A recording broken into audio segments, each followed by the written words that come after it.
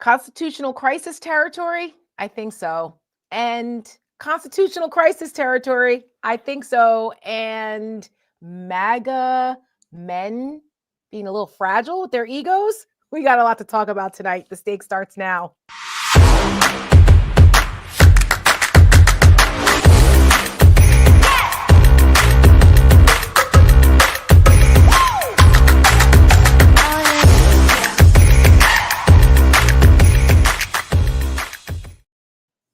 Good evening and welcome to The Stakes. I'm Tara Setmayer. This is Michelle Kinney. We are the co-founders of the Seneca Project, and we have got a show in store for you guys tonight. I know everyone loves to listen to Michelle and I talk the whole time, but not tonight. We are sharing the wealth because there's so much going on that we thought it was important to bring in some issue experts on things, particularly with the constitutional crises part of this, because I firmly believe that we are there. We're not just like, maybe we're kind of getting there, but no, we're there. Yeah. And what's happening in DC is outrageous, and it's constitutionally dubious because outside of DC's got, special status. So there's, unfortunately, Donald Trump is probably within his rights to some degree to do what he's doing. But he wants to scale it up. And that's the problem. Nobody wants that. And scaling it up is where the constitutional issues come into this, because there's something called posse comitatus, which a lot of people may not be familiar with. But the person who is our first guest tonight is, and we have a professor of constitutional law and political science joining us in a moment.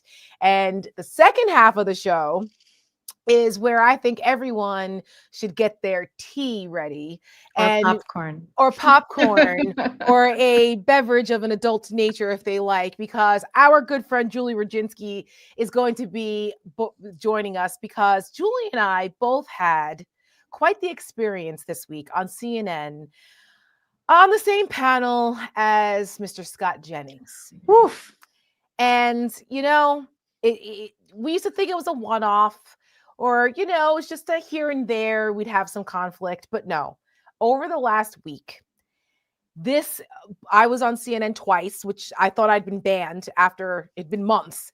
But I had a chance to go on last week, and then I was invited back, shockingly, on Monday. And again, it was quite the experience. And then Julie had it last night. So much so that our appearances went viral. There are a couple of similarities on our appearances that people are starting to notice, and the headlines have been brutal for Scott Jennings. And he's not the only one. These MAGA men, they're snowflakes, they can't handle women, and we're going to talk about it because we need to. Because it's interesting and fun and just a fact. So that's going to be in the second half. Well, and also I just think it's a microcosm of a greater problem that we're dealing with in this country, of just men like Scott Jennings being loud and wrong and obnoxious. And they certainly seem to put targets on certain people's backs, and usually they're women, and sometimes more often women of color. So it's just noticeable. That's all I'm saying. It's just noticeable. It was so noticeable that it wasn't just us. The headlines this week after my appearance and Julie's have been absolutely brutal, and not brutal for us, brutal for them. And it's like you said, it's part of a bigger problem in MAGA world, and just the MAGA misogyny that we're not going to tolerate. And that's why, we do what we do, because American girls never back down. So that's going to be the second half of the show tonight. But the first half of the show, I want to bring in our first illustrious guest, Professor Corey Brettschneider. He is a professor of constitutional law and political science at Brown University. Very fancy. He's also the author of a new book called The Presidents and the People. Well, it came out last year, but it's his latest book, The Presidents and the People, 5 Leaders Who Threatened Democracy and the Citizens Who Fought to Defend It. We like that because we're all citizens here fighting to defend this. And also, he's got a new podcast out. He's the host of The Oath and the Office. Professor Brettschneider, we're going to call you Corey. Welcome to the Stakes. Thanks so much. Thanks for that great introduction. It's a book that's unfortunately very relevant as we're facing right now. And that's what we're going to talk about, a threat to democracy in the form of Donald Trump. And he relates to each of the threats to democracy from the past. And thanks, too, for introducing the podcast. I'm doing it with the SiriusXM host, John Fugelsang, a comedian. It's not the normal thing. It's comedy and politics. But it's also very serious at the same time because we're talking about the idea of the oath. The president takes the first few seconds in office to preserve, protect, and defend the Constitution. And as you say, we're really urging citizens to hold this president to that pledge. 100%. And I know John, he's a great guy. I've done many appearances with him over the years. I've been on his show, super smart. And I think that, and Michelle can attest to this, because we're working on something too, where we're going to start bringing more conversations under a larger umbrella that are not just political. Yep. You have to be able to meet people where they are, because sometimes people just get exhausted. They don't want to hear it. They hear politics. They're like, we don't want to talk about it. Right. And you start meeting people where they are in different types of conversations. Then you get them hooked.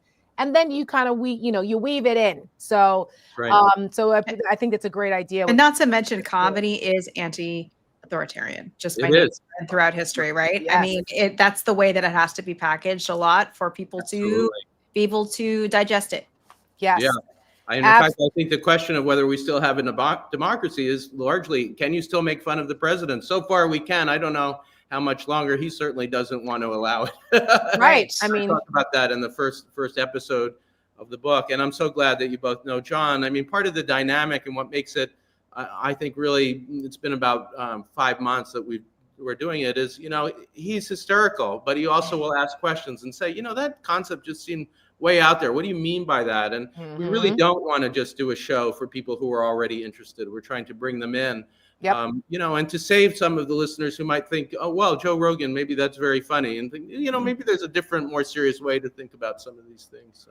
That's right. And listen, the right was smart by infiltrating various parts of our culture and different aspects, whether it was sports, whether it's interior design, they've been very smart to kind of infiltrate all of these cultural areas that bring people in. And the next thing you know, you've got people who never thought that they'd be introduced into MAGA world and what they're talking about. And now they're, storming the Capitol. So there's even a MAGA to wellness pipeline that is just amazing. It's just crazy, right?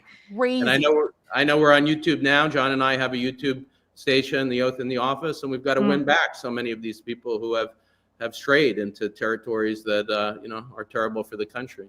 Yes, and what's also the synergy here with that is that a lot of times and we're going to talk about this after you're gone, but I hate to go back to the Scott Jennings thing, but one of the things that made the headlines was the fact that I pointed out to Mr. Jennings that he was very upset about January 6th and Donald Trump for abdicating his oath of office.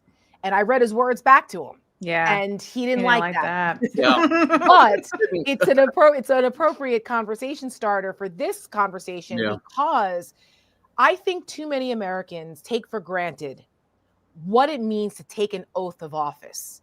There is something inherently American about our respect of those oaths. When you raise your right hand and you put your hand on the Bible or whatever and raise your right hand to take an oath, that used to mean something. Donald Trump flubbed the oath. I was going to say, he didn't even touch the Bible. Right. And that should have been the harbinger of what was to come. Because here we are, 200 and something days into this, and Donald Trump has completely thrown out his oath of office. Talk to us a little bit about why that is so important. That is a great place to start. I mean, the President of the United States, it's the only oath outlined word for word in Article 2 of the Constitution. Article 1 creates the Congress. Article 3, the judiciary. And Article 2 not only creates the presidency, but limits it from the beginning. And the pledge, the words that the president has to say, President Obama, by the way, took it so seriously, but when he misplaced one word, they redid it. I remember that. Yeah.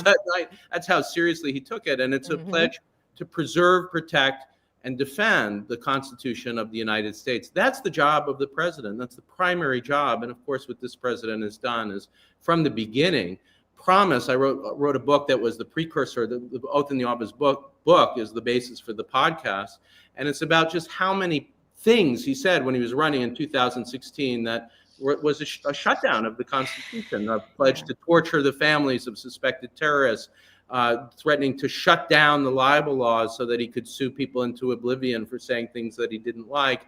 And we could go on and on. The problem now, and this is what the new book is about, is that he has so reshaped the Supreme Court's understanding of the Constitution, if not its not the meaning of it itself, that we're entering into an authoritarian period. And so this book came out the day after the Supreme Court in Trump versus the United States decided the immunity case, essentially the idea that a president can't be prosecuted even for crimes, the opposite of the notion of the oath, which is supposed to hold the law above an individual. So this is I've been talking about it as a kind of soft coup. It's increasingly looking like a hard coup with the use of the military. And the Supreme Court is a huge part of it because they are just setting things up to aggrandize this president's power. And, to say the thesis of the book, the new book, The Presidents and the People, this has been a danger from the beginning. We're seeing it now, but it's not the first time that we've seen it. Presidents of the past have shown the danger of the office itself. It's extremely powerful office. Patrick Henry said, look, if you have a good president, it's not a problem, a person of virtue. What if you have a bad president? This was Patrick Henry who said, give me liberty or give me death. He also said, don't ratify this thing. If you have a bad president, that person is going to use all these massive powers that are supposed to be used for good, like the pardon, for instance, to pardon co-conspirators. And then they might go so far as to, and this is his phrase, make one bold push for the American throne to destroy democracy. And we've seen that, for instance. We're living it right now. We're living it right now. And part of what I'm saying is we've seen it before, but now here's the good part.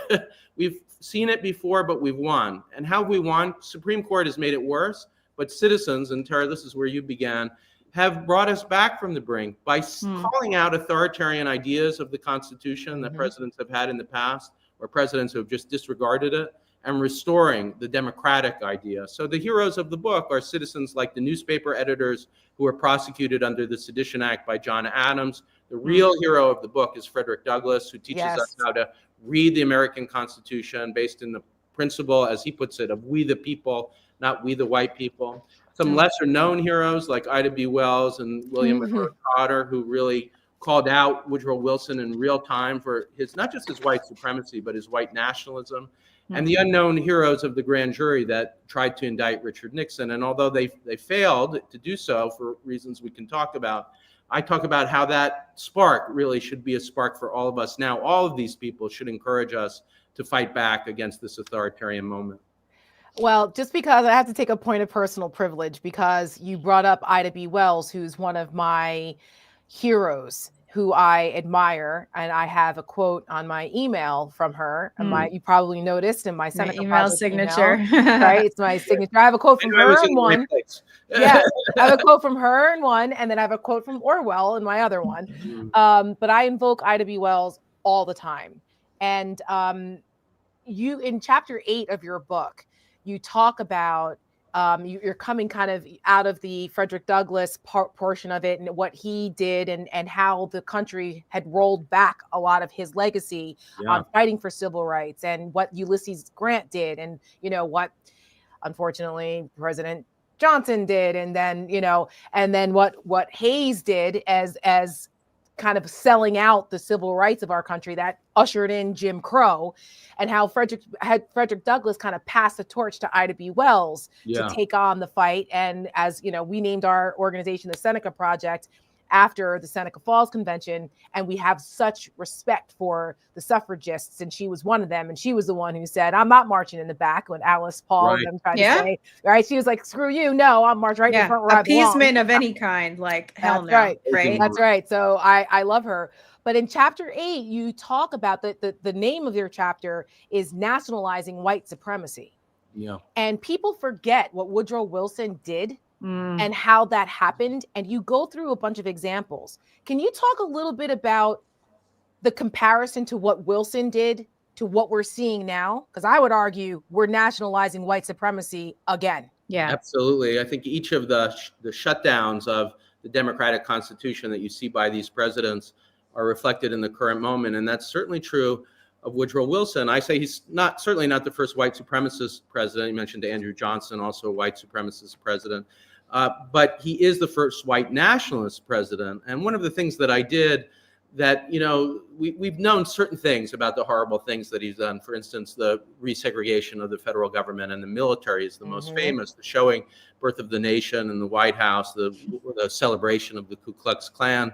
And what I say is it's so much worse than anybody realized. And I went into find in the Wilson archives, actually in the library in Princeton, near where I used to take classes. There are his lecture notes from his constitutional law class, these leather-bound books, and I'm the first person to ever find them or look at them. And in the book, I talk about his philosophy that he's teaching at Princeton that he then carries through.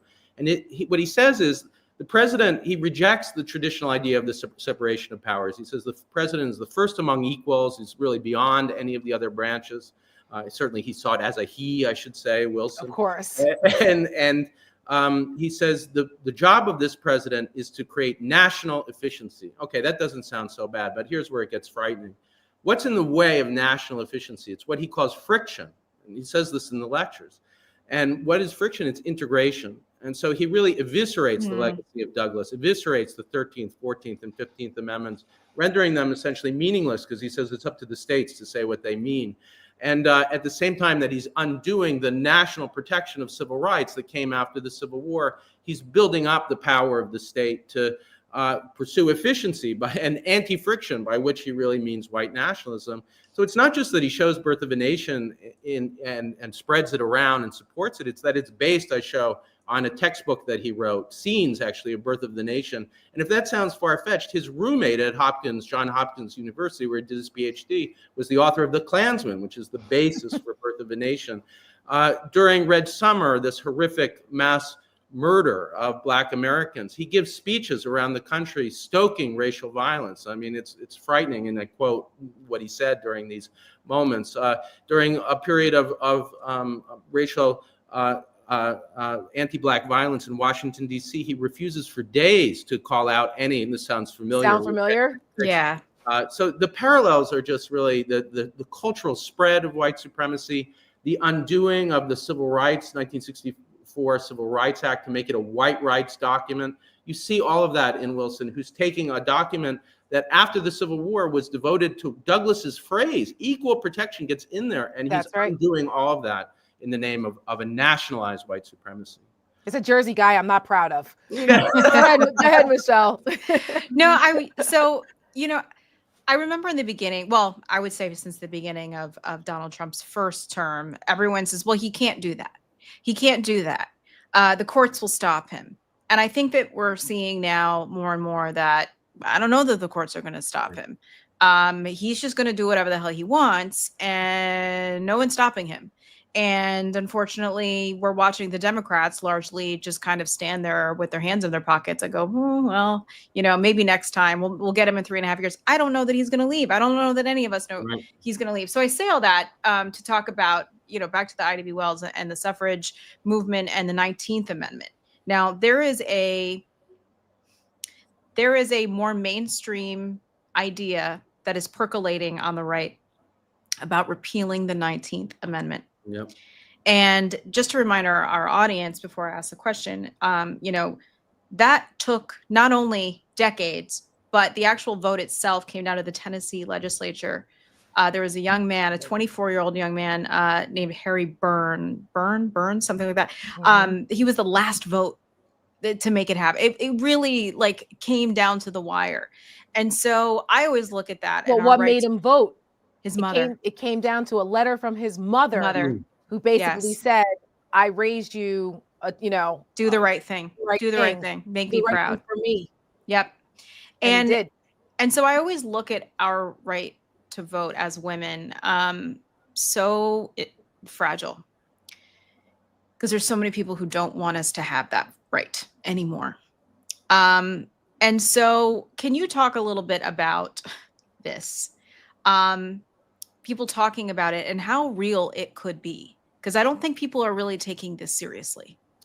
Yeah, I think, part of the book's point is it's meant to be optimistic. Those stories of citizens, they do win. Ida B. Wells and Trotter don't win in their lifetime, but they have a handoff And eventually we do see that 1964 Civil Rights Act, that 1965 Civil Rights Act. But all of these victories are part of a system in which all of our rights are always fragile and can be lost. So even things that look bedrock, like the right to vote for women, in this moment, they all become open to question. We talked on the Oath in the Office podcast about the gay marriage decision, guaranteeing the constitutional right to gay marriage. Well, that's being challenged right now. And this court, as radical as it is, might reverse that case because they think it's not grounded in the text of the Constitution. So similar to what happened with Plessy versus Ferguson, right? Yeah. The Plessy versus Ferguson case reversed what people thought was supposed to be equal rights for Black folks in America, and that didn't happen. And that was the Supreme Court, and that's what ushered in Jim Crow and allowed the states, to discriminate. And in fact, one of the most amazing moments, speaking of Ida B. Wells and William Monroe Trotter, they see what's happening in real time, and what they say is that the Woodrow Wilson is really going beyond Plessy. He's using Plessy in order to nationalize the idea of white supremacy, and that's barred by the Constitution. He's doing the inverse. So in real time, they go and they say, look, you are creating and resegregating the federal government, which they find out about, Wells, through her always brilliant reporting, and Trotter as well. And they both, and we know what was said word for word because actually Trotter leaked the transcript. And they say to Wilson, they confront him, they say, you are creating a nationalized system of second-class citizenship, even though we have an equal protection clause in the 14th Amendment. And you can guess what he says back based on what I said before. He says to them, you are creating friction. All I am trying to do is reduce friction. And he insists on this efficiency idea. So they see it in real time. And he uses this kind of language of national efficiency to push back on them. Trotter himself kills himself thinking that all is lost, that really the future of America is white nationalism. And that's a tragedy, but it also speaks to how bleak things looked in the moment. And part of the hope of the book comes, as tragic as that story is that his legacy did survive. And I talk about an amazing woman, unknown, unfortunately, Sadie Alexander, to a large extent, first Black woman to receive a PhD in economics at UPenn. She really creates, during the Truman administration, the idea of Title VI of the 1964 Civil Rights Act, using financial incentives and disincentives to desegregate America. And social scientists think her idea really works. And she's a citizen. She's not an elected official. And amazingly, Truman, who you would think would be the last civil rights president, is convinced by her and the committee to reverse course on the segregation of the federal government, the segregation of the military, and endorses actually what becomes the 1964 Civil Rights Act. So even when things are so bleak, there's hope too. That's the theme. Did you see the news today about Sadie? I didn't. So University of Pennsylvania, under pressure from the Trump administration, they are looking to possibly get rid of the scholarship that's in her name that's set up there. I read that today in the Philadelphia Inquirer. Just so happened that, in researching your book, and then you mentioned that, and then I was like, oh my gosh, it caught my eye. And I said, you've got to be kidding me, which I think also leads from Michelle's question about how real the possibility is of losing rights that we thought were enshrined, that, we also now see, and you make this point in your book as well, about erasing the past. And what's happening with the Smithsonian, and what this administration is trying to do with the Smithsonian, and changing exhibits and things like that to whitewash history. It's like the lost cause in 2025. Yeah. I mean, I almost feels like they're getting it from that idea.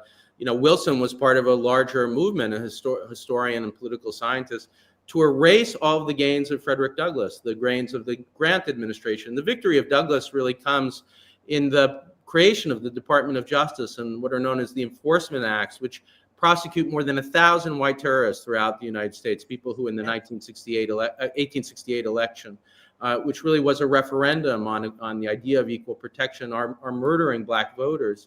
And that all gets erased in Wilson's textbook and others like it that just try to, as Birth of a Nation does, the ultimate example of this erasing history, to celebrate the Ku Klux Klan as heroes of the 19th century. And we're seeing it again in this absurd attempt to deny truth. And, part of authoritarianism is the military thing that we're seeing on the streets of Washington, D.C., but it's also the network of lies that they're creating. we're watching what's happening, and Michelle always says about the lack of imagination and how dangerous that is. And I don't think people thought that we would see active duty troops on the streets of American cities.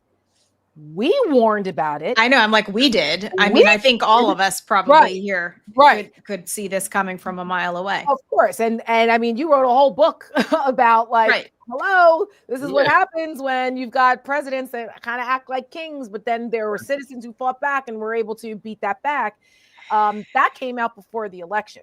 So I can only imagine your dismay when you saw the election results and just thinking, oh my God, I'm going to have to write another book now about how we survived this, and it's going to be, 6 presidents that if we have another one. That's but real. Can you talk a little bit about what's happening in Washington, D.C., and why the American people should be a lot more pissed off and a lot more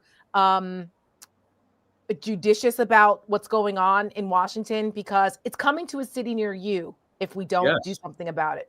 Absolutely. This is a trial balloon, and they're going to a place where the president has an unusual amount of power. So if you look at California, he tried that first in LA, and Newsom, to his credit, has been pushing back, and there's litigation about this. And part of the reason is that the 10th Amendment of the Constitution gives the states all sorts of powers, including the generalized police powers, including the power of policing. And those powers, it says, not given to the federal government directly, are reserved to the states. And that's what Newsom's doing. It's there's a horrible tradition of states' rights, of course, resisting civil rights in the mid-20th century, but a much earlier, more proud tradition of using the states to try to protect liberty. That's the tradition of Newsom. So, for instance, I mentioned the Sedition Act. There is a shutdown of the opposition party during the Adams administration. He signs a law making it a crime to criticize the president, to have satire, going back to that earlier point, to make fun of the president. But it's not a crime to criticize the vice president, who's a member of a different party, Thomas Jefferson. It is an attempt to shut down Jefferson's party. Jefferson himself is actually worried he might be arrested under that law. That's how bleak things are. They have multiple strategies. The main way we recover is that the newspaper editors themselves use their own trial to put Adams on trial and galvanize around the idea of getting rid of the Sedition Act, which happens during Jefferson to some degree, but really during Madison. Even the War of 1812, Madison refuses to bring the Sedition Act back against the war protesters. But the other strategy that they use, which is what Newsom's using, is the use of the states. They go to Virginia and Kentucky, and they convince local officials there and throughout the country, don't cooperate. How is Adams actually going to arrest people? He needs the cooperation of local police. Don't do it. There's nothing in the Constitution that requires it because the states are sovereign. And that's the argument that Newsom's making in federal court. DC is different. It's not a state, not sovereign in that way. And there is, some legislation that protects it. And you mentioned the Posse Comitatus Act, which also restrains the military. So there are ways to argue it's illegal, but you're not really seeing the mayor push back, partly, I think, because there are not the same powers that there are in states. And it's why when we have to talk about not just the moment, but how we recover. It's so important that Washington, D.C. become a state to get that representation, but the ability to protect its own people and its own rights. My worry is if he succeeds here, of course, he's going to try to keep doing it and find other legal arguments. He's looking for the strength in what he thinks is his easiest target in order to practice this use of the military elsewhere. He has made it so clear again and again that he admires dictators, the dictator of North Korea, the dictator of Hungary, and that he wants to bring that model here. He's certainly not a believer in the rule of law or democracy. No. Why would he be? Because he's been the dictator of his own company, his own life, his own family, his entire existence on this planet. So why would he respect our traditions? He doesn't even know the difference between the Declaration of Independence and the Gettysburg Address, has no idea what any of these things mean. And it shows, because if you respect those things, you don't behave this way. And he has no curiosity, by the way, also, like to ever know the difference between the two. And he has no curiosity about what the Constitution tells him, what he can and cannot do. He just does it. And he's been, to your point, Tara, just been doing whatever and being a dictator in his own life and business his whole life. And he's never, ever had to face the consequences for any of his crimes or behavior. Ever. Nope. Not even after an insurrection, not after being a convicted felon, Nope.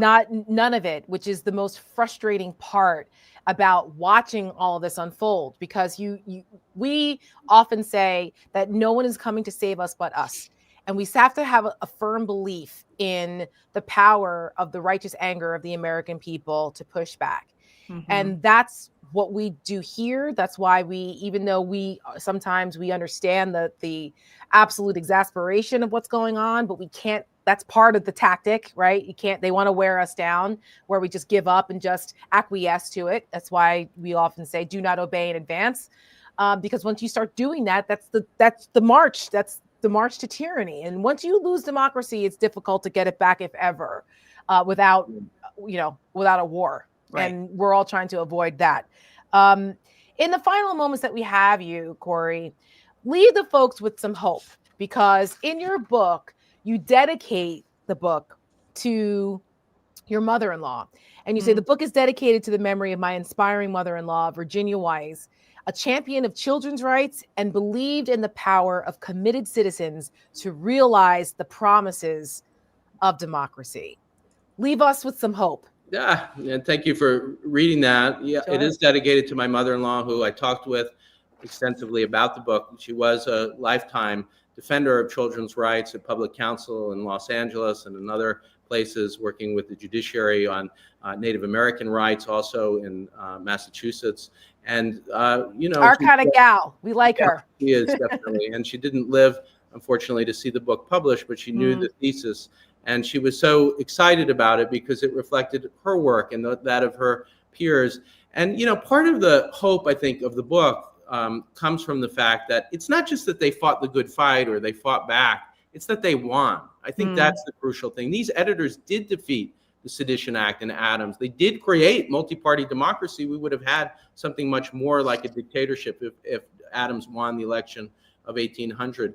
Frederick Douglass did recreate the right understanding of the American Constitution. And although it's being challenged by authoritarians, he left us with that. And I mentioned the creation of the Department of Justice, the prosecution of the Klan at that moment, the guarantee of the right to vote in the 15th Amendment, and certainly Ida B. Wells and this hero that I'm so glad we got a chance to highlight, Sadie Alexander, who just brilliantly worked publicly but also behind the scenes to actually get Eleanor Roosevelt to convince her son to switch his vote on that committee to get the idea of Title VI into the recommended report, and convincing Truman through the committee to change his mind, this outright racist who becomes a civil rights champion. All of that shows that there's hope, that this system has been under severe threat before, equal to what we're facing now.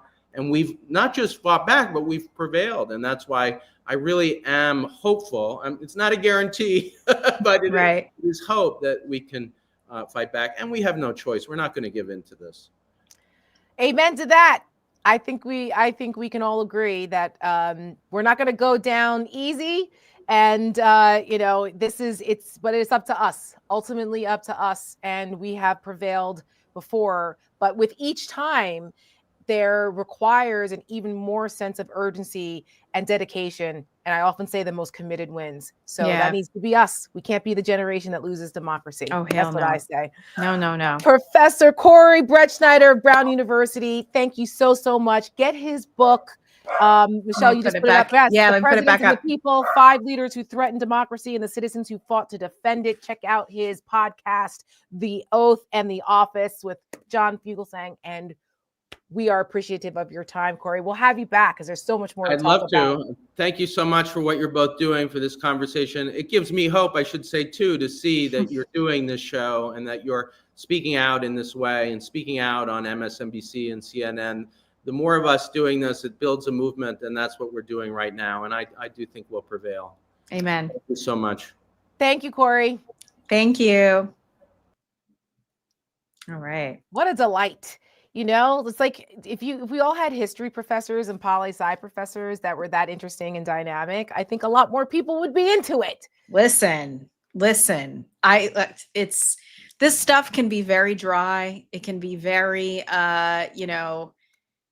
how do you say? I don't know, other than dry. I mean, I'm married Yeah. to an attorney. I'm married to, I got a bunch literally sitting over here is all his law books. I've got the con law book that's like, this Yeah. thick. And sometimes I pick it up and I'm like, whoa, no, I Right. can't. It's so interesting though, when you listen to people who are so passionate about it and so Mhm. knowledgeable with context of storytelling. Yes. Because I think the storytelling aspect of our nation's history and the text of our Constitution, all of that together kind of puts it into plain view in a way that we can all understand it and apply it to the current moment we're living in. That's right. So, I thank the professor for joining us. I hope that he'll come back because that was illuminating. Yes. And it's when you break parts of it down like he did, where he took 5 examples Mm-hmm. and then like goes in depth into that, then it's like it makes it more digestible. Yep. And the fact that we're living through such a precarious time,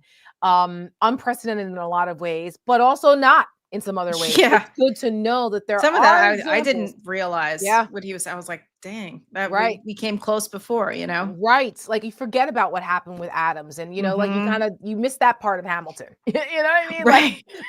Because it's Well, more yeah, about and I Hamilton. mean, well, it is about him, and Yeah. and just to bring it back to the storytelling thing again, it's like there's a reason why. I mean, who knew how many people in this country, in the world, would be so all up in Alexander Hamilton's life history, the beginning of a nation, because it was packaged That's in such a correct. way that really excited people and made Brilliant. them lean in a brand new way. Yep, I it mean, was brilliant. yeah. What Lin-Manuel Miranda did was a brilliant way of Mhm. educating millions of people, not just in the US, but worldwide That's right. through the arts Yeah, and Hamilton's music. on the West End in London right now. Yes, I that's where mean, I saw it. it's right. I saw it. I didn't see it in New York. I saw it in London in Yeah. 2019. I was there. My husband was there for work. I went to London because I'd never been. It's a great city, by the way. It's my next favorite city in the world after New York. You and my husband both. Big love Love London. Love. London. And I had a chance to go see Hamilton there. I went by myself. He was working, and I was like, "Oh my God." I mean, I was late to the game because it had been out for a long time at that part. And I was Yeah. like, "What is the big deal?" I was like, "Oh, I Yeah. get it now. I totally get it now." Just like my country, I'm young, scrappy, and hungry. Oh my God, it's so good. So So good. anyway, but with that said, also Mhm. about Frederick Douglass being such a crucial part of this, then we'll bring in Julie. My husband and I had a chance to go to the Met and finally see the fashion exhibit there and the Black Dandy exhibit. And there it's you're the one who were like, you have to go see this. And I was Have like, to. absolutely. So when we were in New York a couple weeks ago, we did get a chance to go see it. And I didn't know that. That's good. I'm glad you did. Yeah. I forgot where you were. You weren't there. Oh, you were up with your parents. Yeah. I was away. And it's so good. It's so good. And there's a whole part there where they have original clothing of Frederick Douglass. He's like, and like a beautiful portrait of him. He's so handsome. He is I mean, brilliant and handsome and quite the fashionista. But it was just so I wanted to touch it.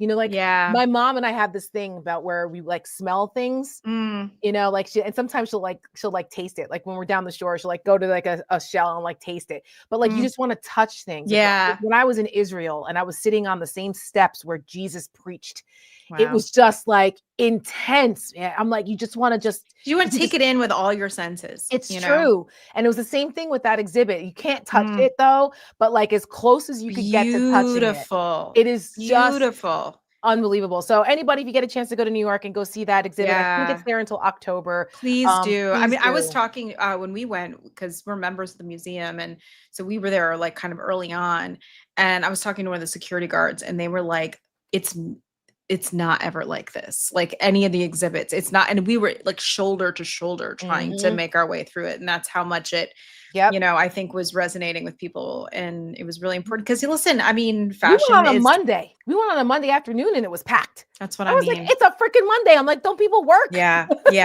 And also just to plug Western New York too.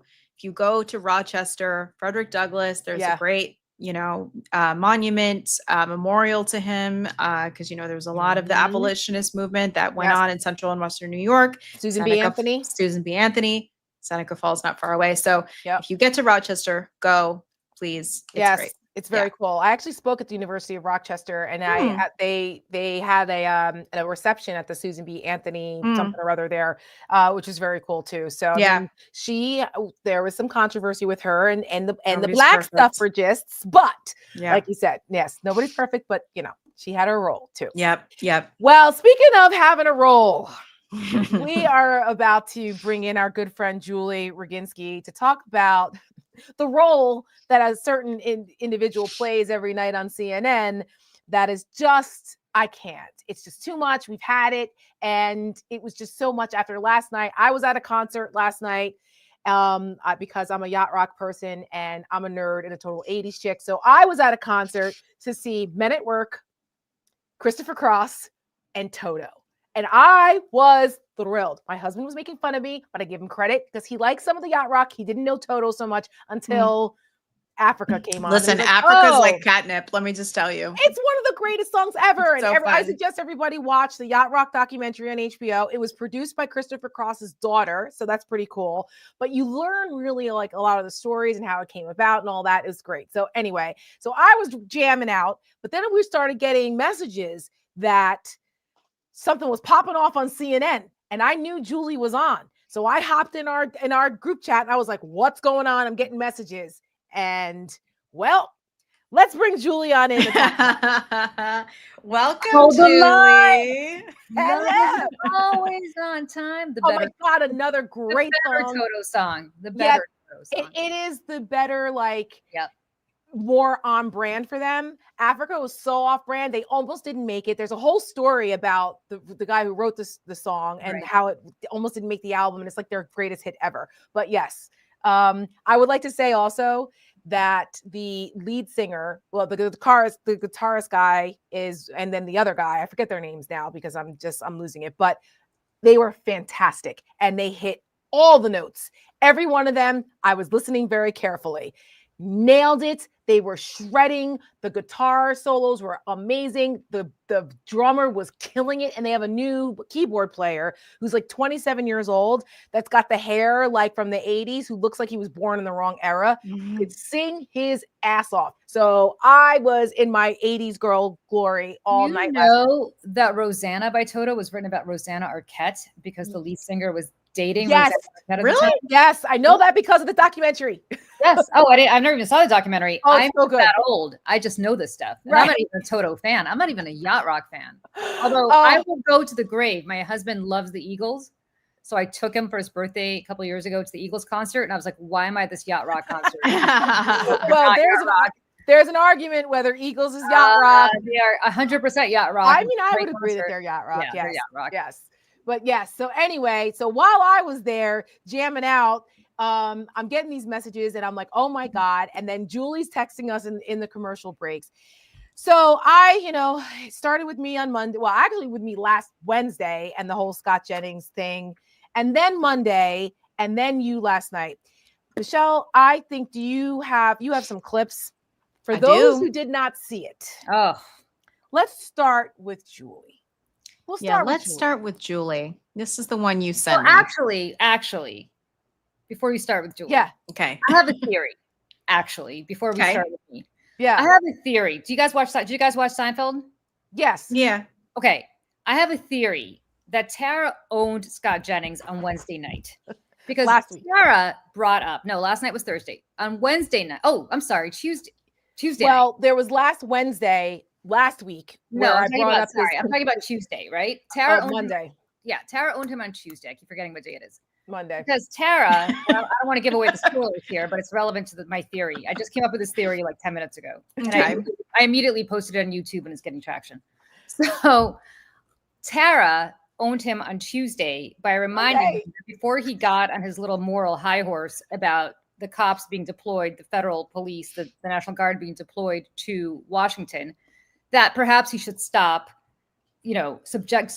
subjugating himself to the biggest criminal in Washington who unleashed January 6th upon all of us. Mm-hmm. He didn't have a response to you, Tara, because you slammed him and he was completely taken off guard. Mm-hmm. I have a theory that much like George Costanza, he went home back to his little hotel room and he thought had a jerk store moment. And he was like, he's like, if anybody ever brings this up again, This is going to be a jerk store moment. I'm going to have the best comeback ever. Lo and behold, last night I come on, and unbeknownst to me that you had brought up this thing the night before. Yeah. I bring it up, and he was ready because he's like, the jerk store ran out of you. And I was like, okay, well, that's a really lame line. And then I proceeded to do what I did. So I think we should actually watch it chronologically because I think my idea makes a lot of sense if you do it that way. Yeah. All right. Fair. All right. Let me play I'm gonna put my Tara's. glasses on so I can see too. Let me play Tara first. That people understand something here about law enforcement officers and at every level, right? Like I mentioned in the last segment, I come from a police family and I bleed blue. And I was on this set for many years defending law enforcement officers during Ferguson and during other times where police officers were getting bad raps on certain things, explaining the complexities of the job.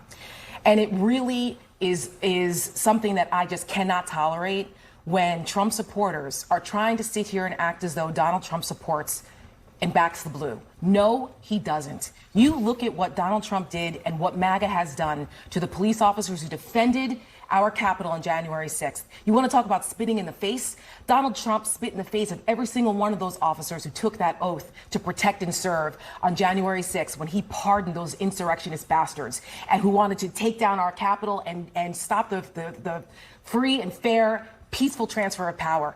So how dare he say this now? It is the reincarnation of George Wallace, of Huey Long, of the disgusting policies of the past that have this strongman desire to use law and order and the fear and demagoguing for people that Donald Trump is channeling right now. And so how dare people sit here and say that he backs the blue? He abdicated that because you know what?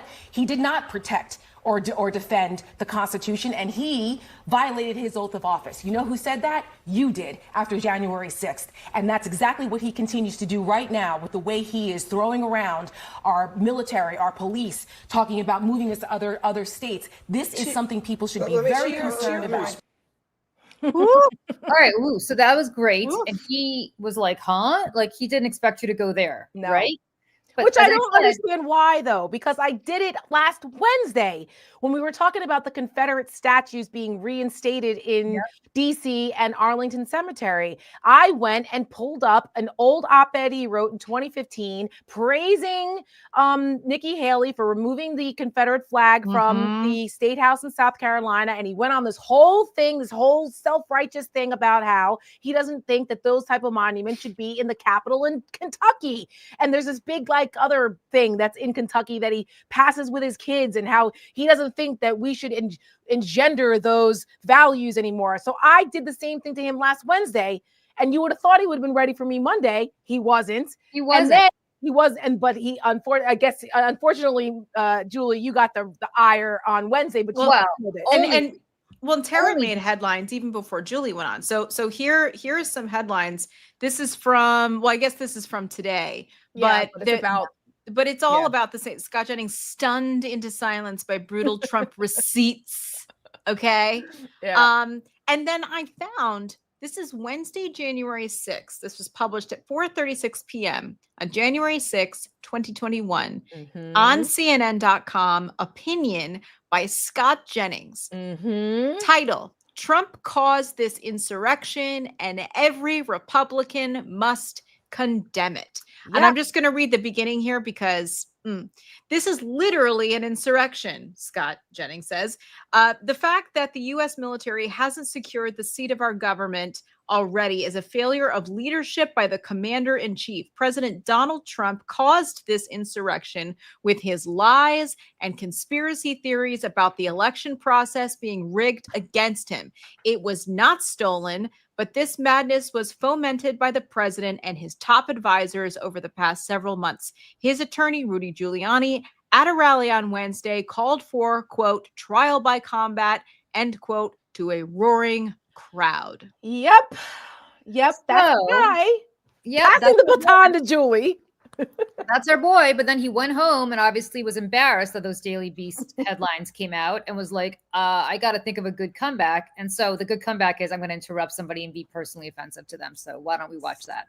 Yep, here we go. So predictable. I You're such guess I'm old enough, snowflakes. Scott, to remember when you were appalled, as the rest of us were, on January 6th, when he wouldn't. Because when he January wouldn't- 6th happened, should we when- not enforce the when- law today? Excuse me. Do you when want he- murders Let me today? finish, Scott. I know you love January to- 6th Scott, just equals let her finish. no Scott, enforcement I of know you mercy. hate talking about This is a no, silly. I This know is a silly it argument. is. No, let me finish before you make a point about a silly Well, it'll argument. be silly, but go What's ahead. no, what's silly is you sitting down with Mitch McConnell over Chick-fil-A and lamenting how Donald Trump was putting all of you, including Mitch McConnell, in harm's way.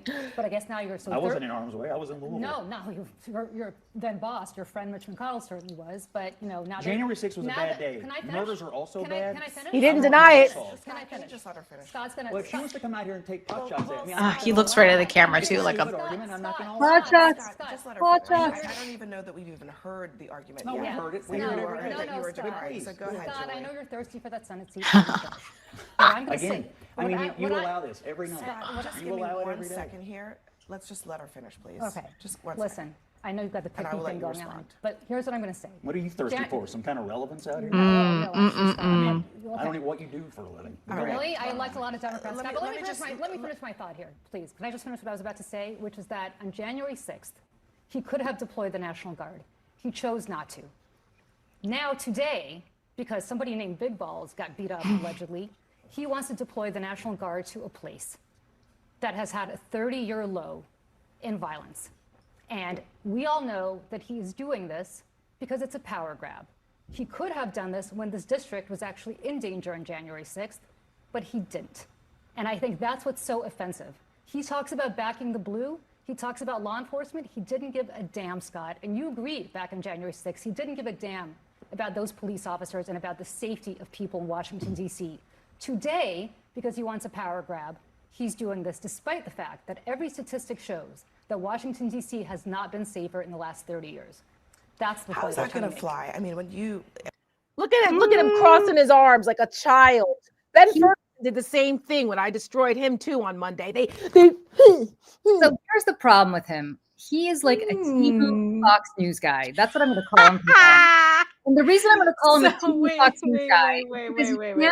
he can't. Oh, sorry. Yes. Julie tweeted today, she was quote tweeting Tara, who said it's going to be a lively show tonight. She's promoting this show right now. Fragile MAGA men who are the Timu version of Fox MAGA talent. At least the ones on Fox can hack it at the MAGA big leagues where Trump actually watches them and knows their name. Because if he could get hired by Fox, he'd be the senator from Kentucky already. Yep. He can't get hired by Fox because they know that he's the Timu version of all of their guys. I would just say, as somebody who spent years taking on not one Fox News MAGA jerk off, but 4 at a time when I hosted the 5 and when I hosted Outnumbered. Yep. I can tell you that this little Timu version crybaby from Kentucky is somebody that I would spit up and chew out, as I know you would, Tara, like in my sleep. Yes. Like, what is he? He thinks he's Sean Hannity? I used to take on Sean Hannity and 4 other guys. Exactly. Like listen, first of all, don't mess with Jersey girls, Mr. Yeah. Louisville. Okay. Like, no offense. I wasn't there. I was in Louisville. Oh, in Louisville. Okay. Well, maybe he needs to worry about the murder rate in Louisville because it's twice that, or not twice that. It's higher than Washington, D.C. Oh, well, I mentioned that yesterday too, and he didn't have a response to that other than rolling his eyes. But then David Axelrod today, he did a show with Axelrod, and Axelrod brought that up. And he, of course, had gone home yesterday and thought about what I said because he didn't have a response to it. He was ready for Axelrod. And he said to Axelrod, well, that's because there's a Democratic mayor in Louisville, and we've had a Democratic governor for the last 2 terms. And here's what I would say. The way he said that to David Axelrod is he was very polite, very deferential. Oh, yeah. Interesting. There wasn't, and I wonder why. I wonder why. Could it be that David Axelrod does not have a uterus? Can it be that Scott Jennings is hedging his bets, thinking that David Axelrod will protect him when Democrats come back into power? But for some reason, since he doesn't know what I do for a living, I won't. Like, this guy was sucking up to me nonstop, introducing me to his children Oh my God. prior to the election in the green room.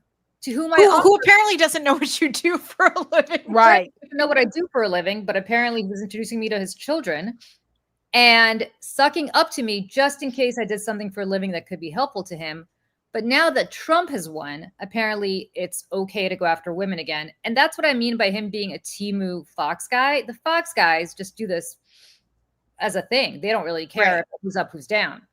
This guy does his best impression. And that's why Scott will never get hired by Donald Trump or supported by Donald Trump for any significance, because Trump can sense a phony, right? He knows that Scott's not to him. He knows that Scott is just doing this to get a bigger cut. Like, he's doing to CNN, Scott, what Trump did to NBC. He's gaming them for more money. Right. That's right. And that's exactly right. And he's not the only one. He's not the only one. Sure, Michael Singleton is the same way, who used to be a friend of mine. Sure, Michael wrote an op-ed in the summer of 2020, leaving the Republican Party over the mishandling of the George Floyd protests, because he was so offended as a Black man by what was going on. And he left the party before I did. Yeah, okay. That's real. He wrote a fucking op-ed in the Washington Post about it.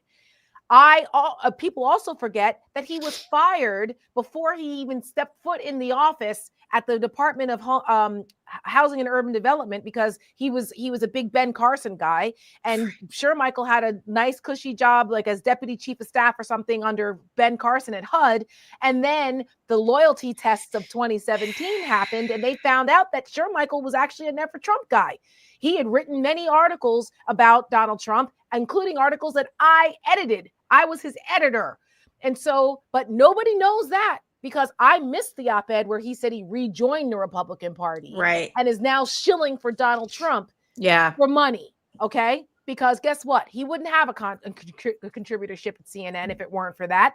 And Scott Jennings called me when I was a contributor before I had been there longer, and asked me, is this $35,000 starting salary for contributors? Is that normal? And I was like, yes, it is.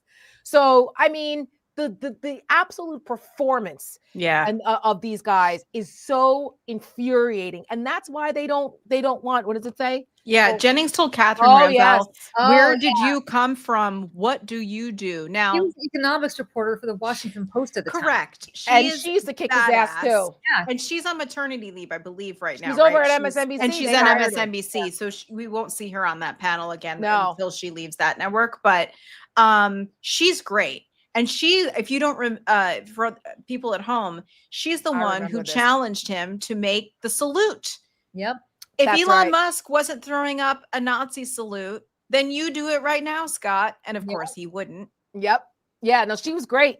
She's Catherine fantastic. Ravel was great. I forgot about that till you just brought it up now. She kicked his ass up and down that panel in the beginning of the Trump administration this year, that I think he complained, because rumor has it that he's very thin-skinned and will be quick to be a male Karen.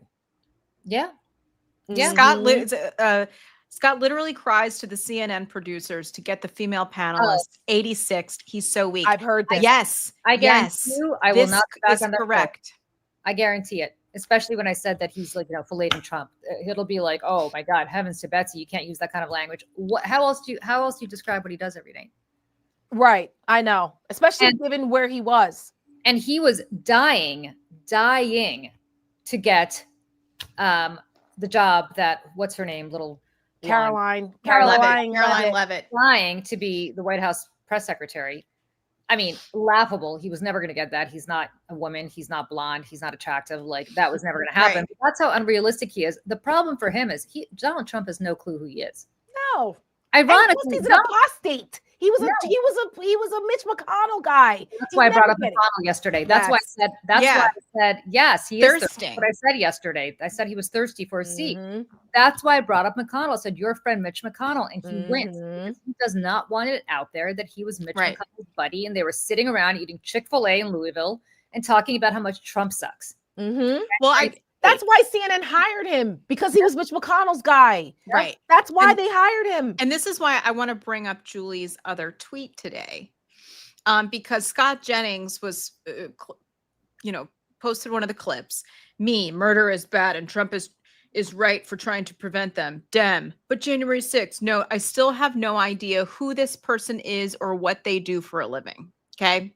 So Julie quote tweeted and said, note, I am someone who doesn't fillet the president nightly for a Senate seat I will never get, which makes me different from you, Scott. So Don't mess with Jersey girls. That's what right. they're So hold on, let me find hold on, where is it? Oh God, where's the Mediaite thing? Did I not pull it? Damn it. Well, Mediaite wrote about this today, saying that Julie said that Scott was giving blowjobs to the president. Now, all of these men, right, or who are writing for these publications, Mediaite and others, are so offended that Julie wrote fillet. Now, heavens to Betsy. I thought heavens to Betsy. Isn't it locker room talk? I thought that kind of stuff was okay. Right. Unbelievable. Right. The double standard is just unbelievable. Unbelievable. It's unbelievable. Meanwhile, I get called the C word every 20 seconds. Yeah. We all do. And just so I will speak for the two of you here, because I think that this is like, we've been dealing with all of this since we were on the playground in second grade. Yep. But the first thing that boys will do, if they can't argue with you or if you shut them down, is they attack your looks. They call you ugly, they call you fat, they call you whatever. And that's exactly what all the MAGA trolls have been doing for the last week to both Tara and Julie. You know, all kinds of attacks on their appearances, because this is what they do when they have nothing else. And it's so true. And the funny thing is that, like, you know, Julie, you're beautiful. And I was thinking last night on the show how good, I was like, oh, CNN actually did a good job. Because there's been a couple times where you were like, they kind of half-assed my makeup or whatever. And I thought last night I meant to text you and be you look fabulous tonight. Nope, apparently not. I am apparently old and my forehead's really big and I have buck teeth and I'm too skinny, or maybe I'm too fat. And I think the skin is falling off my face and all you can see bones, and I'm also old and I'm also too skinny / too fat. God's sakes. Yet they worship a guy who shellacks shoe polish on his face and doesn't even blend it in, that has God knows what that is on his head, and wears ill-fitting suits and schleps around with a girdle and Depends. And that's the guy and they're going to criticize what somebody else looks like? And I don't ever criticize what anybody else looks like, but let me just say, in contrast to a lot of people in that family, this is all real. Yeah, no kidding. So every part of it. But you know what triggers the MAGAs for me?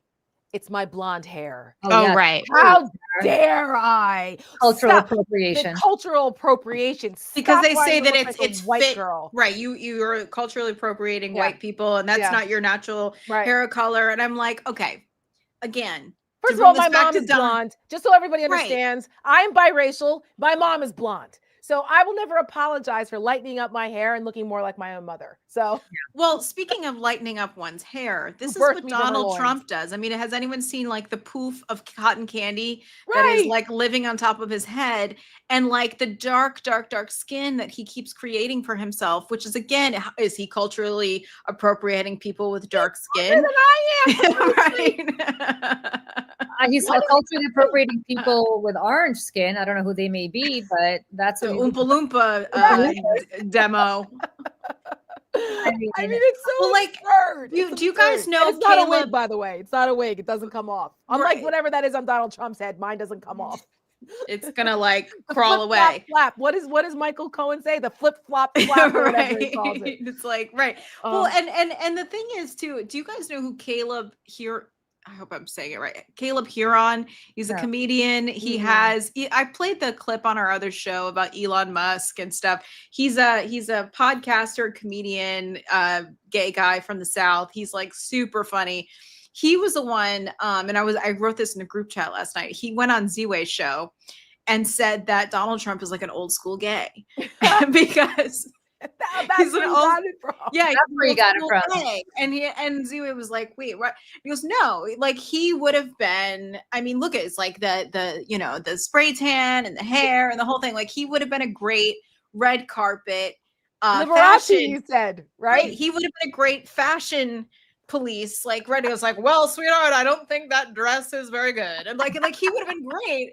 And Caleb says, I would have watched every second of it, but instead he ran out of platform of mass deportation, and that's where things get tricky.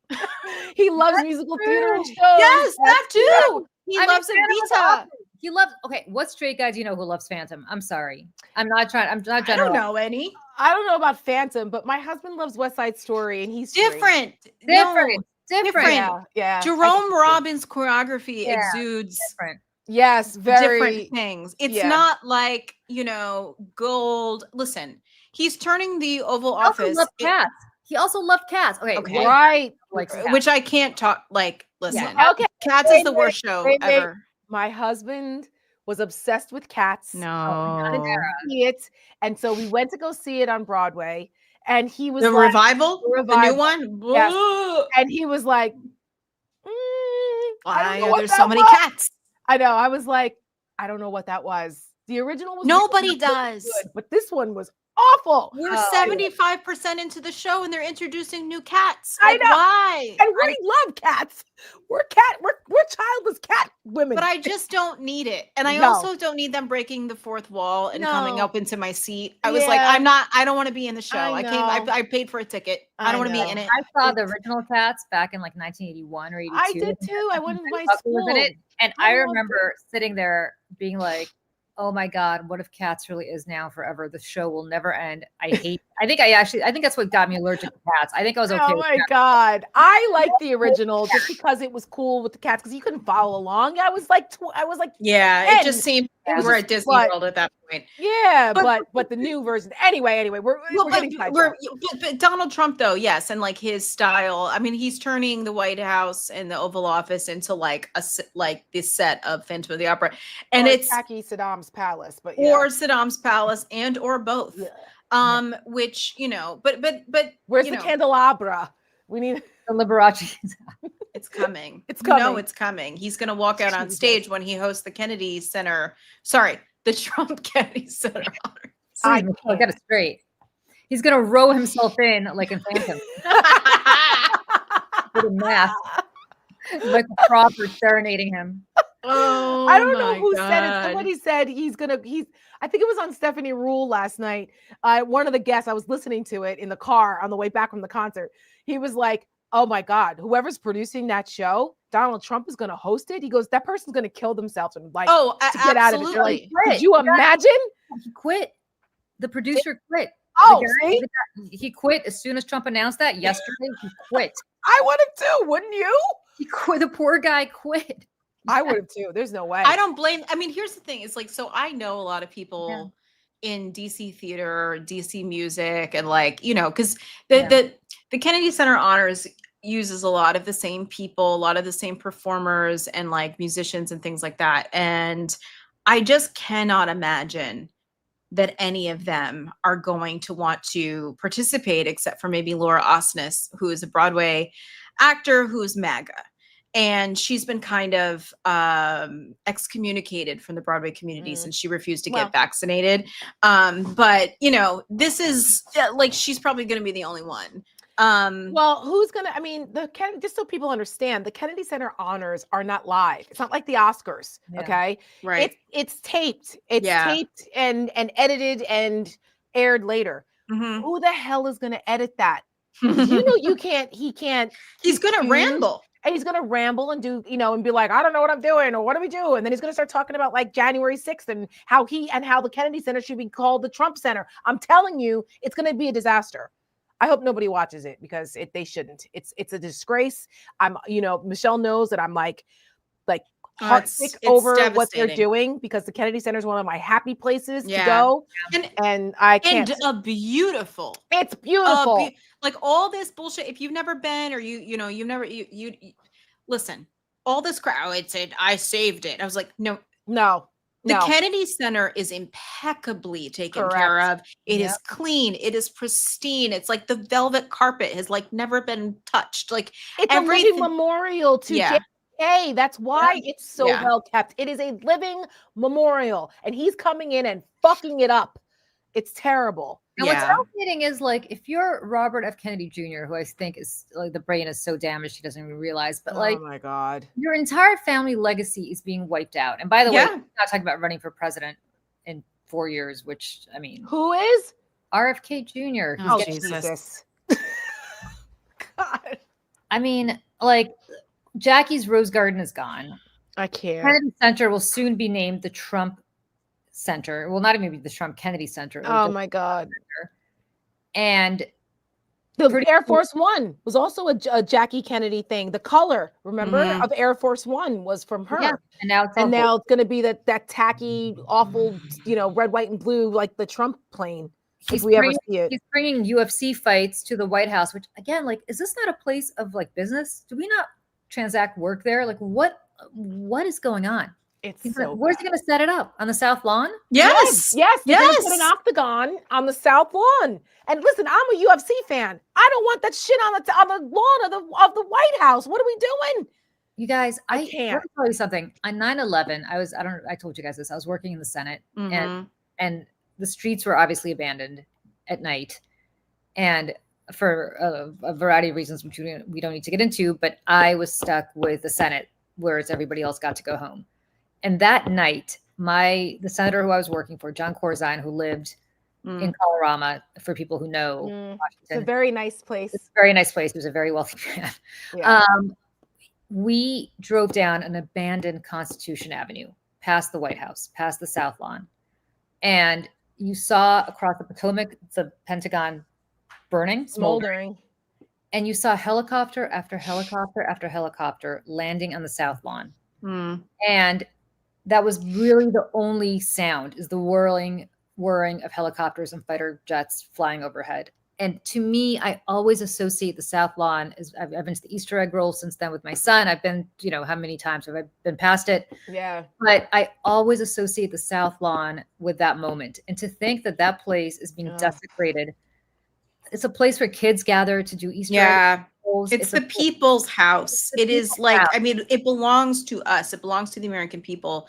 It is not his. And this is a man who is not planning on leaving. I know. I can't. I mean, I think it goes to the earlier conversation we had with the professor about kind of the United States being in these positions in the past, but that it took citizen movements to stop these types of things. And I just hope, the only hope that we have is that enough Americans say enough is enough. Yep. And rally. That's why we're doing this. That's why we're helping to build the resistance, because we have to. That's the only thing that's going to stop this. Like the videos that they're showing of what's happening right now in the streets of Washington, D.C. should be outraging people. And why are we doing this? Are we just okay with with militarizing our streets? Are we okay with masked cops shoving women down and chasing people down and kidnapping people, and what's happened with ICE in LA? I mean, they need to be showing these images every night on the nightly news, or of that poor 15-year-old special needs kid that got wrongfully detained by ICE at his school. Like, what is it going to take for people to wake the fuck up? Right. I mean, and I saw a report today, I think you just mentioned it, that there was there are men who are going and buying little outfits talked about it yesterday. and to pretend to be ICE, and they are kidnapping and assaulting women. So let me get this straight. 1,400, right? I think the number was 1,400 incidents of this. 1,400 incidents of this. Now, we no boys and girls sports, because we got to protect the girls, we got to protect the women, right? Because we got to keep them safe. We got to keep them safe because it's all about women's safety, right? No, it's not. This is about bigotry. It's about control. It's about everything else, because they don't give a shit about us. Right. They never will.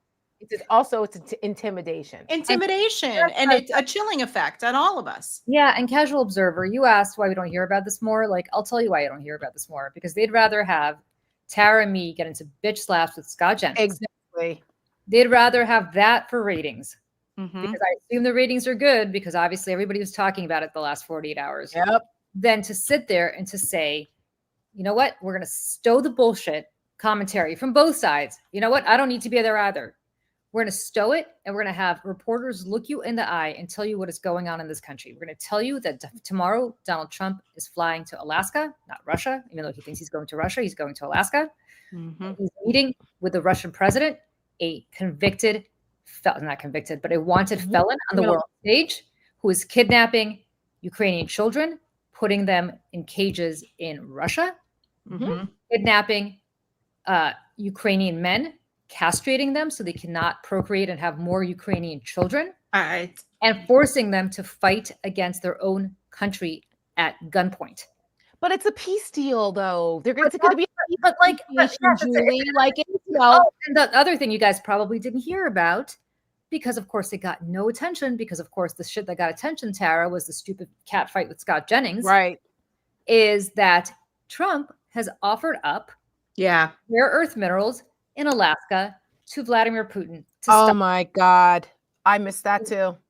Yeah, of course you did. Of course you did. And it's not like you're not tuned into what's going Right. on.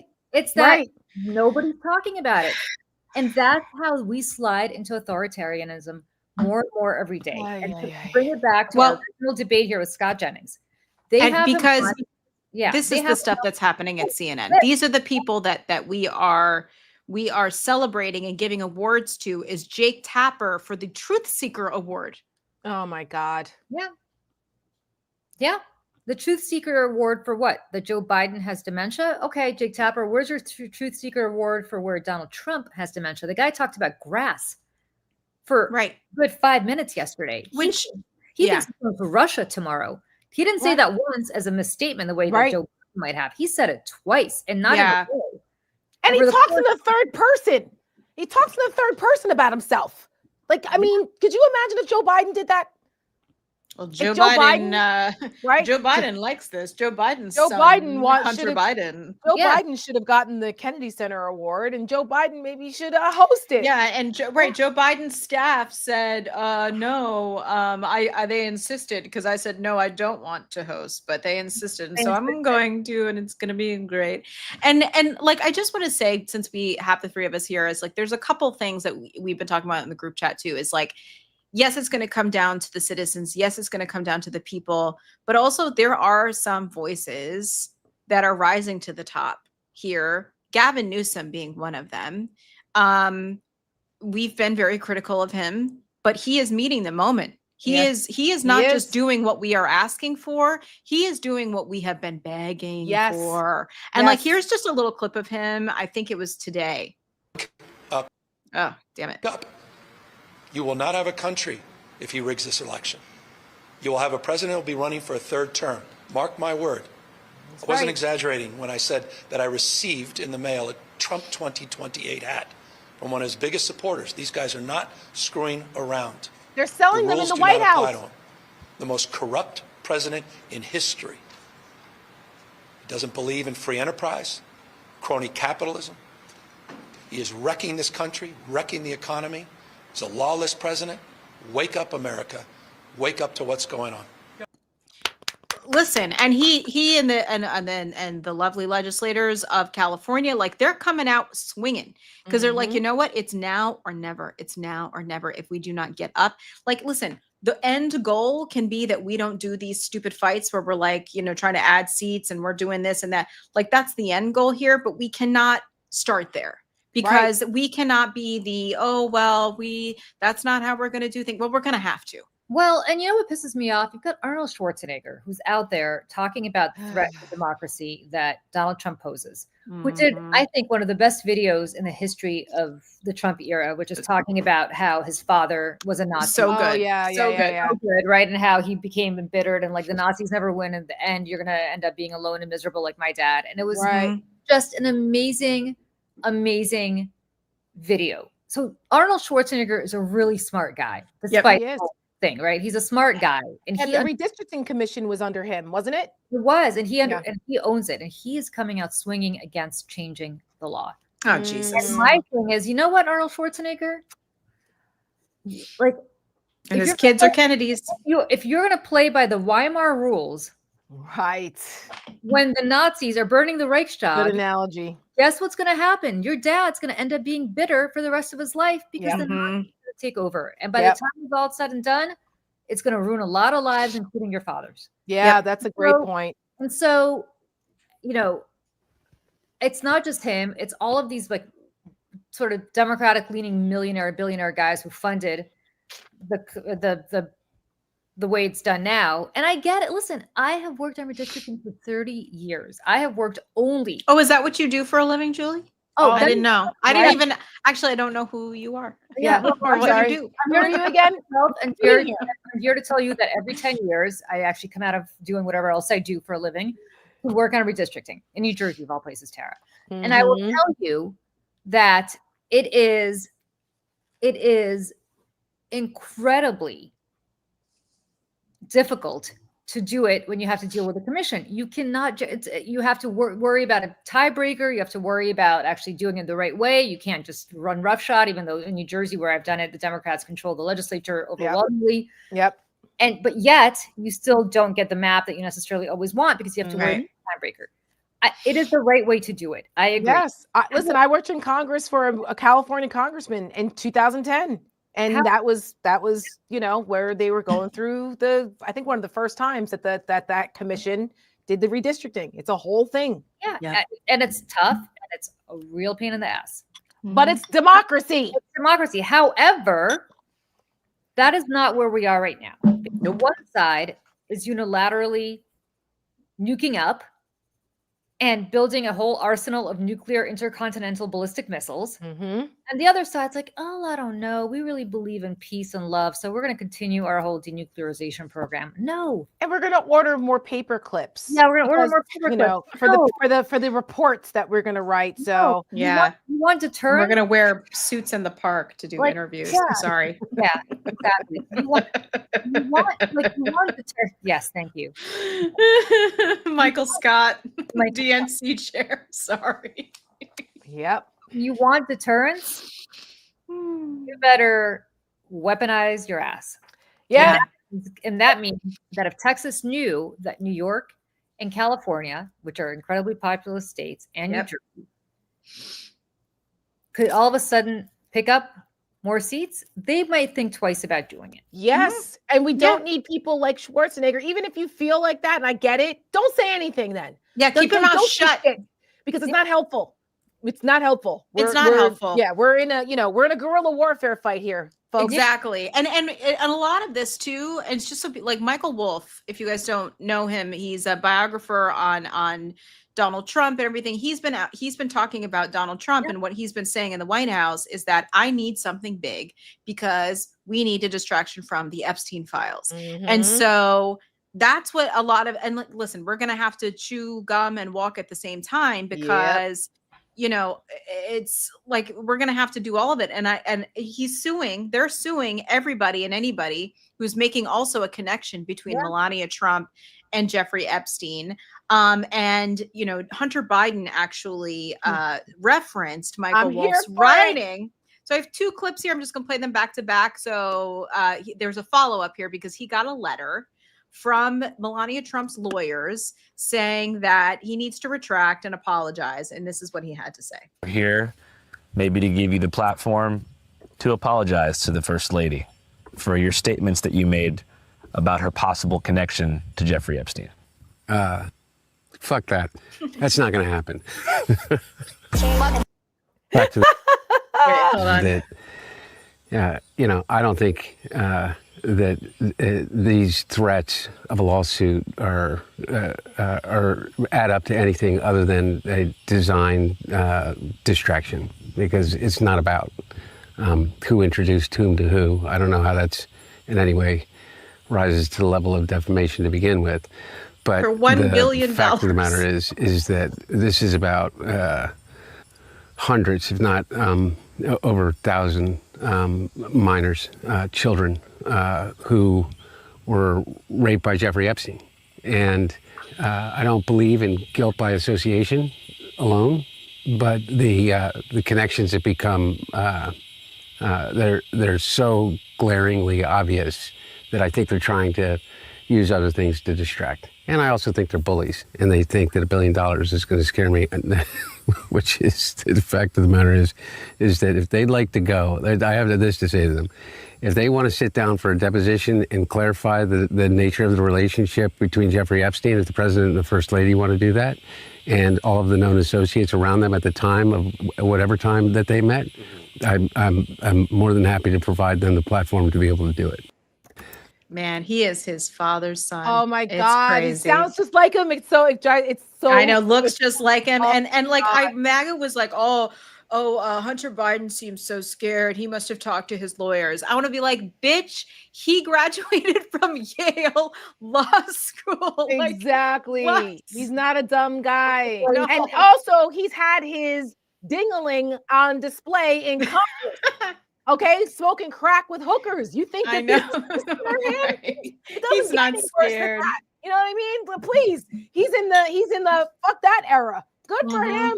Good for him. And by the way, I had dinner with somebody last weekend who used to have a house in the Caribbean and is luckily successful enough in life where he's flown private and used to fly into or out of, I forgot which island it is, but apparently you can't, little whatever island that Epstein used to be on, you can't fly 747 onto. So they had to fly to, I forgot. Right.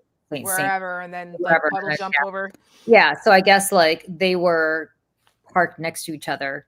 And this is going back, he said, probably 15, 20 years. And he said he could have sworn in retrospect that it was Epstein and Melania Trump on deplaning together. He goes, I can't guarantee it, but I could have, he goes, in retrospect, I could have sworn it was her. I mean, I want to know how she got the Einstein visa. All I'm going to say is there's a lot of questions to be answered here about that. A lot of questions. A lot of questions. And I wonder how much the Russians know. I don't know. Just putting it out there. Well, I don't know if I told you guys this, but I've been preaching it from the rooftops. If you remember, it was going to be 50 days. I'm going to give Putin 50 days to end this war. And then I'm not even going to wait that long. I'm going to give him 20 days, whatever the number was. And then another thing that the mainstream media does not pay attention to because they're too busy having little cat fights between Scott Jennings and whoever crosses the, like my Scott Jennings impression. Yeah, that's pretty good. Yeah. Or looking into the, or looking you got to get the camera. And he looks right into that, like, yeah. I can't. Get out of the here. whole like, so Dmitry Medvedev, who was the Russian former president in between Putin's two stints, and now is basically Putin's like social media troll, tweeted out about 10 days ago, maybe a little bit more, maybe a little less, saying something like, I hope Trump doesn't think that the Israelis are the only ones who have all the dirt on him and Epstein. We have it too. The minute he did that, all of a sudden, Trump is going to Alaska/Russia in his mind. All of a sudden, we're talking about federal takeover of DC. No, not even that. All of a sudden, we're talking about giving the Russians some rare earth mineral access to Alaska. All of a sudden, he's going to come back tomorrow. I promise you. And what he's going to come back tomorrow with is going to be that it is all the Ukrainians' fault. Putin will end this war. If only Ukraine were reasonable. I mean, it is so predictable. Yeah. Yep. And this is a scandal. And where is the media on this? Right. He said this today. I'm just going to play this. It's not a bad term, okay? But there will be a give and take as to boundaries, lands, et cetera, et cetera. The second meeting is going to be very, very important. This meeting sets up, it's like a chess game. This meeting sets up the second meeting. But there is a 25% chance that this meeting will not be a successful meeting, in which case I will run the country, and we have made America great again already in 6 months. What? What? He's flying. He just says shit. He's flying unbelievable. to Alaska to meet with Vladimir Putin. He's not going to meet with Sergio Gore for a tea time. Right. Like, to be like, I don't know. I got nothing else to do. Maybe 25% chance might even not even do anything. Maybe we'll meet. Like, what? I know. Talking about? And don't forget, Steve Witkoff, who, again, the media keeps referring to. This drives me up the fucking wall. Sorry, Dad. But he's not watching, so actually drives me up the fucking wall. I don't have to Steve Witkoff, who's referred to as the special envoy. He's not a special envoy. He's the bag man. I know. Because his son runs World Financial Lenders, or whatever it's The called. crypto Crypto fund that Trump's family has the majority stake in. That's correct. And I don't know, does he go to the Kremlin and they say to him, hey, there's going to be a little transfer here for the president to make this whole deal a little bit sweeter for him? Like, we don't know. He's made billions on this crypto bullshit. I mean, I mentioned that today. I was on MSNBC talking about Scott Bessent and how he, is criticizing Nancy Pelosi and all and members of Congress for the stock trading stuff, but yet he hasn't divested in financial interests. So I was like, these people are a bunch of hypocrites. The conflicts of interest, I'm like, this is the conflict in interest in chief. I said, are you kidding me with all the crypto stuff and what's going on with Donald Trump enriching himself in the presidency? And we're worrying about what's happening with stocks in Congress. I was like, there's bipartisan agreement that they should probably not be trading stocks. Okay, fine. But don't let that distract you from all of the billionaires that are in this administration, all of the money Donald Trump is making, all the conflicts of interest, every left and right, getting rid of the public integrity units, getting rid of the inspectors generals. Are you kidding me? And we're going to come on. And you just reminded me to go back to this redistricting thing. I was on MSNBC also today. I think we were on the same show, although not together. Oh, were you on Jansing? Yeah, I was on Jansing. Yeah. You were in probably the first hour. Yeah. Yes, I was. And we were talking about redistricting. And I basically said that. I'm like, listen, man, like we got to go. The ends justify the means. The craziness I got from our own side. Oh, no, you can't operate that way. The ends never justify the means. Forehead and I are. Thank God, McFly. I mean, I know it's true. In most cases, they don't. There's a thin line between becoming what you despise, but you also have to be strategic about this. You have to weigh whether the ends justify the means. And in this instance, it does. Yes. Because if you don't do something, you don't meet fire with fire, you're going to get burned to the ground to ashes and there'll be nothing left. You know what? You know what? Do you firebomb Dresden to end the war faster? Do you attack Hiroshima and Nagasaki? Exactly. Maybe not. Right. You know Is there a moral high ground when you are fighting for your life? Right. Yep. That's what this comes down to. And that is, I think, a good place to end the show tonight. Yeah. Because that is the moment we're facing. We are fighting for our political and democratic lives here. And for our lives. A lot of people. Well, yes. A lot of us. I mean, which is actually, I meant to tell you to pull this clip, but there was so much going on. Speaking of that, right now we are re-upping our ad, Big Beautiful Betrayal, because Joni Ernst, and I don't know if you guys saw this, Joni Ernst was approached by a mom in Iowa, because, everybody's home for August recess, to say to her, listen, I want to talk to you about about that big, beautiful bill. Yeah. And she's like, oh, it's so great. She's like, no, not really. Because the Medicaid cuts impact my special needs son, who wouldn't be here today getting the care that he needs if it weren't for Medicaid. Right. And we're all gonna die. We're all gonna die, which she did say to someone who at a different town hall said, people are going to die. And she said, well, we're all gonna die. Well, we're all going to die, for heaven's sake. Michelle's been working on. Michelle is the best. She's been working on this. She's been working on this. Because she sounds so much like Susie Orman, but I don't know if it's Susie Orman herself or if it's Kristen Wiig pretending to be Susie Orman that she sounds like. But it's like, we're all going to die. Oh. And that's what she sounds like. She does. It's all just. And it's just so gross and it's heartless and morose and sadistic. So what did she say? Oh, she didn't. She know what she did? She went and got her staffer and said, oh, we have a reporter here. Yeah. And the woman was like, no, I'm just a mom. Yeah. I mean, and if you are, you have every right to go and talk to these people. That is like, they work for you. They work for us. Yes. And they're ruining people's lives. Yes. And we are here to keep reminding people and informing them with our content. That's what we do at the Seneca Project. That's why we do it. So we are re-upping that, and we place the ads based on the donations that we get. When we have the money, we can place it. We did that ad in Pennsylvania 8, a swing district, when JD Vance was there, to be like, Donald Trump betrayed you. Okay, just like our cheater ad. Donald Trump is a cheater. Yep. And they're betraying you. And I would love for you to tell people, Tara, about after we did the cheater ad, it could have been a coincidence, maybe not. But the governor of Illinois, next day, a couple days later, very next day. Oh no, was it the next day? Yes, I lose track of time. So for those who are new, we ran Cheater at Bedminster at Trump's Golf Club, and we ran it on the Golf Channel and on Fox and Friends, as well as posting it on social all weekend last weekend. And we literally say we'll play it, but the next day on Sunday morning, JB Pritzker was on Meet the Press, and it was almost verbatim our ad.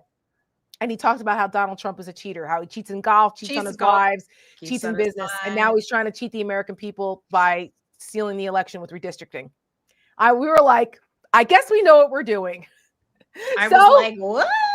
Well, so on that note, we're going to go out on Big Beautiful Betrayal, which we are raising money for to try to place it in more places and there's a Senate race going on in Iowa, and the new candidate that's running on the Democratic side, fantastic. And his campaign announcement ad is incredible. I'm going to see if we can get him on the show. But so we would love to play Big Beautiful Betrayal out in Iowa to keep reminding people that this is in fact a betrayal. And also we've got Cheater, because people need to be reminded that Donald Trump is cheating everybody, including you. So don't fall for it. So Julie, thank you for hanging out with us tonight. On the note of Julie, I hope people, now you're watching Seneca Project on Seneca Project YouTube or Twitter, whatever. But we just want you to tune in if you can for something separate from Seneca Project. On Saturday morning, we do a show called Coffee and Conversation. It is the three of us, plus our friend Jo Carducci. You might know her as JoJo from Jers on the Twitters. And we're going to do our show together. We just sit around and we chat and we gab and we take questions. We talk to you in the chat, but we also have some things that we might be announcing or talking about or wanting you to join in on the fun. And we'll be doing that. You know, we do broadcast that sometimes to the Seneca Project YouTube, but we will also be broadcasting that to another YouTube channel that I hope that you'll go and find at the Mayday Network. So please go find that YouTube channel and find us there also, because we're going to have other things that we'll be doing separate from all of this that we hope that you will follow and be a part of. We have an exciting new venture coming soon. And we want everyone to go and like and subscribe the Mayday Network and find us on the socials. Because there's some real reasons why we chose that name. And it's coming soon. So start liking and subscribing over there. Exactly. And if the behavior of a certain Mr. Scott Jennings towards my two beautiful, wonderful, brilliant friends and colleagues and co-hosts, if you can't see what's going on here, there's a moment here, and it calls for us to be doing something different. So, as women. Yes, exactly. Coming from us as women. Bye, ladies. Thanks for having me. Thanks, you, Jules. We'll see you on Saturday. And with that, we'll do some Cheater and some Big Beautiful Betrayal, and we'll see you Saturday. Bye, everyone. Bye. Donald Trump is a cheater. He cheats. He cheats at golf. He cheats like a mafia accountant. He cheats on his wives. On every wife he ever had. He tries to cheat elections. 11,780 votes. He cheats working people. Small business people say they were stiff. He cheats his supporters. A scam to line his pockets. Guess who he's cheating next? Look in the mirror. It's you. Donald Trump betrayed you. Did you know Donald Trump's big, beautiful bill is taking away your health care? It's closing hospitals in your communities. It's kicking your mom out of her nursing home. It's taking food away from hungry children. And it doesn't even reduce our debt. All to make these guys richer. It was all a lie. Does that sound beautiful to you? In the late 1960s, America faced unrest and division. But even then, some things still mattered, like protecting children and the stories that shaped them. PBS funding was on the chopping block. One man stood up to defend it. On May 1st, 1969, Mr. Rogers spoke directly to U.S. Senator John Pastore, who had never seen his show.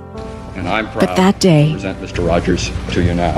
All right, Rogers, you got the floor. something broke through. I'm very much concerned, as I know you are, about what's being delivered to our children in this country, we deal with such things as getting a haircut, or the feelings about brothers and sisters, and the kind of anger that arises in simple family situations. This is what I give. I give an expression of care every day to each child to help him realize that he is unique. I end the program by saying, you've made this day a special day by just your being you. There's no person in the whole world like you, and I like you just the way you are. And I feel that if we in public television can only make it clear that feelings are mentionable and manageable, we will have done a great service for mental health. Do you narrate it? I'm the host, yes. And I do all the puppets, and I write all the music, and I write all the script. Well, I'm supposed to be a pretty tough guy, and this is the first time I've had goosebumps for the last 2 days. Could I tell you the words of one of the songs which I feel is very important? Yes. And it starts out, what do you do with the mad that you feel? And that first line came straight from a child.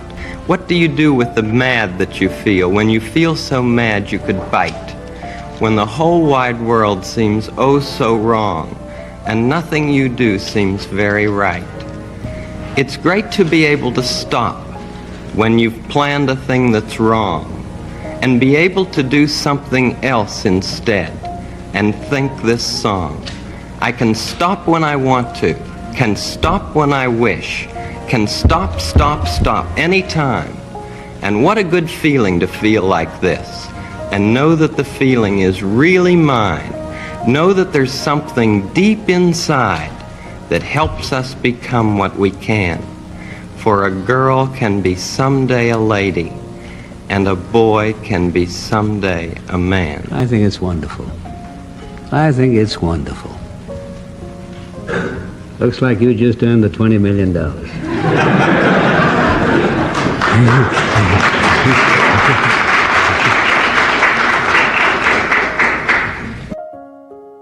55 years later, Republicans voted in the middle of the night to gut PBS children's programming. Not because we can't afford it, but because they've forgotten what really matters. Fred Rogers didn't just defend public television. He defended our childhoods and the soul of this nation. And in the end, kindness won the day. What happened to the country that raised us on Mr. Rogers and Sesame Street? And what do we do with the mad that we feel when they rip away our magic? Love is at the root of everything. All learning, all parenting, all relationships. Love or the lack of it.